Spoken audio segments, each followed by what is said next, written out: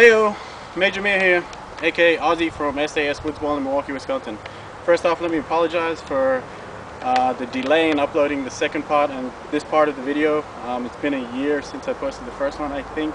I have a family now, so it kind of gets hard to find time to do some YouTube videos for you guys. So here it is, the completed A5 or Steyr AUG or F88 as I like to call it. Gave it a paint job. I'm not too sure. I think this is oregano green. I'm not 100% sure what the color is. Stuck on a bar skirt scope on the top, and the rest is pretty much the same.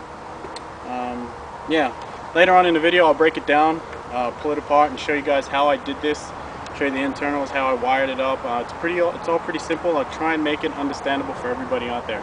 But I'll fire off a couple rounds now just to show you that it still works. Unfortunately, I forgot my hopper at home, and I'm not driving all the way back home and pick it up and come back out here. So I might shove a couple rounds in here, shoot them downrange so you can see it. Okay, here I am. Again, apologies for no hopper on here. I'm just going to put my hand on here. I've got about 10 or 15 rounds in here, so I'll fire up some of these. Just wanted to show you the clearance this marker has with the mask. A lot of mods like this kind of restrict your mask, and this one does as well. I'm not going to deny that, but just to show you guys, if you're going to do this project, just to give you a heads up on that as well.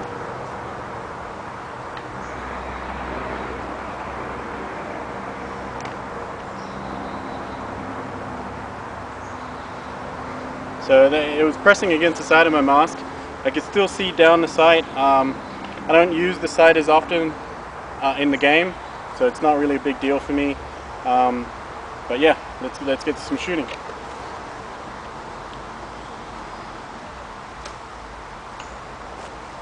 You see this?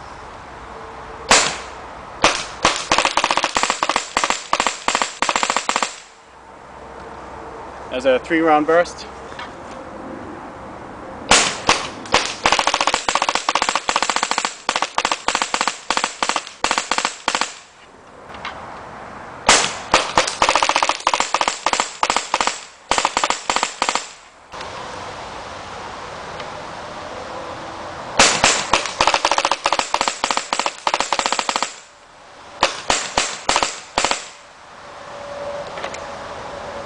So that's it. Test fired, it works. Just to show you guys, in case you didn't see the first part of the video, check out the first part if you want to know a little bit more about what I did. But right now, I'm going to break it down, show you guys the insides on how I did what I did, just in case you guys want to do the mod yourselves. Keep in mind, I'm probably going to get some comments about why I didn't wear my mask. This is my backyard, no one's home. We've got acres of property around our yard, so I'm pretty confident I'm not going to hit anybody, but do keep in mind if you're playing or shooting or doing a demo like this with other people, keep your mask on. Okay, before I get started, I recommend that you draw yourself up one of these, either on a piece of cardboard or a piece of foam like I have here. What this does is it ensures that the screws that you remove from the marker go back into the holes that you remove them from when you reassemble it. Because some of the screws are different sizes, you don't want to put the wrong screw in the wrong hole. Okay, so let's get started. I'll begin by removing some of these exterior mods. Okay, if you notice, I've got a nut over here. It's not very aesthetically pleasing here, but what this does and what I use it for, it goes straight through the shell and the A5. So the A5 actually fits in there in this shroud, I guess you can call it, really snug that it probably wouldn't move around, but I have this in there just in case it does move around and kind of throw off the aim on the marker. This back plate here, it does have 2 screw holes that you could screw it into, but it fits over there really snug anyway, and it doesn't really need the hole, so I just keep it off. See at the back there, you can see at the back of the A5 just poking out there, so it shows you that it only just fits in here, and it fits perfectly. Okay.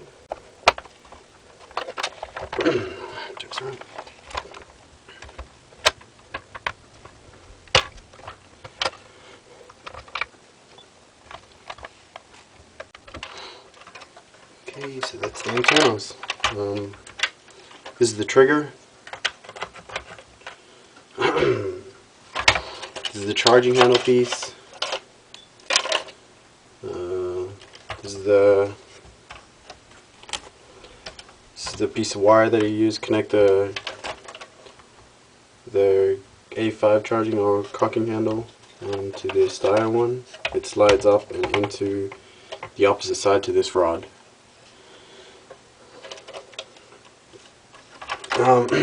Okay, so as you can see straight off, the top of the A5 is rounded down. I use the file. You can use anything you want. It's about a good half an hour worth of filing and sanding to get it this smooth. I didn't paint it yet because I wanted to show you so you could see it better. And that's the hole that this bolt goes through. Straight off you see that the handle, I chopped it off down there. I'll open this up so you can get a look at what's inside there. The E-grip is all in here. I'll take that off so you can see it better. And this here is weights. It actually came with a Steyr in there, but they're 4 iron pieces of iron rods, I guess. I'll take off the cyclone so you can get a better, so I can take it out for you guys. I'll show you the hole for the cyclone first. I use the Dremel on this on low speed. You put it too high because it's soft plastic, it just cuts too much away. I could have went by and sanded it better, but it doesn't show, so. But it does the job. When you do your mod, you can take your time and get it as perfect as you want. But this is an example of how I chopped out everything on the inside. Left these bit in because it provides a little bit more support. Anywhere where you think that the marker is not going to touch, just leave it in. Gives it a little bit more support and pushes it against the other side of the other part of the shell and makes it stronger. Don't cut too much out. Keep in mind, remember when you're doing this, that don't cut these where the screws go into. Don't cut them away. Keep a lookout for them. Mark them down if you have to, but make sure you don't cut them. If you cut too much away, you're not going to be able to screw it all back together. Okay. I cut these down. Okay, I cut the middle off, and I used fiberglass to get it all back together. Quick job with fiberglass, but it gives it strength so it doesn't break off. If you look here how the trigger works, the actual trigger over here works is I use the lever switch or a micro switch. I'm not too sure what it's called, but you can pick it up. I picked this up for about $3 or $4 from Radio Shack. You can get yours from any electronics store. I'm pretty sure they sell them anywhere. And the wiring, I kind of just stuck it on each little metal thingy and then tested it to see if I got the results that I wanted, and it was these two. Where'd it go? Where'd it go? Okay, I'm going to pull apart this bit to show you guys. Remember, this is the bottom half of the actual grip. I cut the middle off. So it's just where the solenoid, I think that is, and that's the only thing that's inside here. And I had to cut down that pole. That is the hardest thing, that pole or the rod in there that connects the solenoid to the actual trigger is the hardest thing to get right. It has to be the right length. And I advise you when you do it, just use a metal file, and file it a millimeter off, and you don't shoot anything. So take this part of the project really slowly and do it properly, because if you get it wrong, I'm sure you can just use another bit from the rod, but I got that wrong about 3 times and it was getting annoying. And so it's just the solenoid in here, wires over to here, and the wires come from the trigger over to here, and this is the actual board over here. Now I'm going to strip this apart so you can see. So the bottom of this magazine slides out. It's held in by one screw. Slides out, and the battery sits in there just at the bottom. So when it slides out, this falls out. I can change the battery. E-grip board is right there. I used tape because I wanted it to make it really solid against the plastic inside the magazine.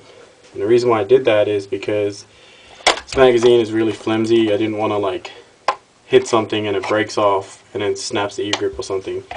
So I wanted to give it a little bit more support. You can see the board there. The buttons are right there. Just give you an example.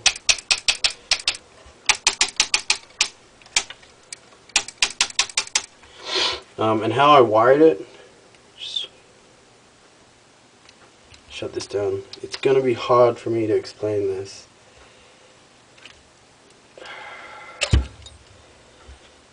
This is the actual A5. I just got a piece of metal, folded it, and put it into the foregrip mounting on the A5, and it holds it together. So I just slide this in and out, in and out. That's it. So give you an example of rounding it down. I had to put these slots in the top. Just use my Dremel because there are some little tabs here that hold the marker in place with each other. So the e-grip, it's kind of hard to see, but on the e-grip you'll have a lever switch at the top here, and holding in on the lever switch it's got these things here as well, these metal prong things sticking out as well. So basically the only thing I did was got a wire and attached it to this and attached it to the lever switch on here. You'll know when you see your own e-grip. I'm not going to pull this apart because I don't really like doing that. And I notched out a little bit of the plastic and put the I don't know what this blue thing is, but I put it in there so it fits all perfectly. I hope this makes sense. The trigger is the hardest bit. Everything else is just hacking away at the A5 and at the shell.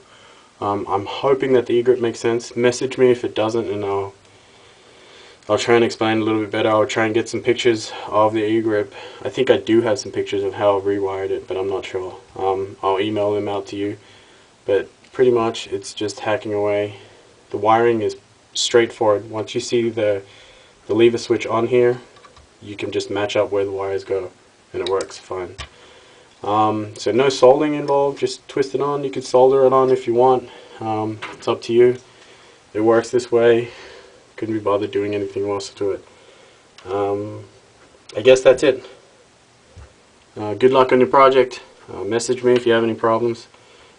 That's it. Thanks for watching.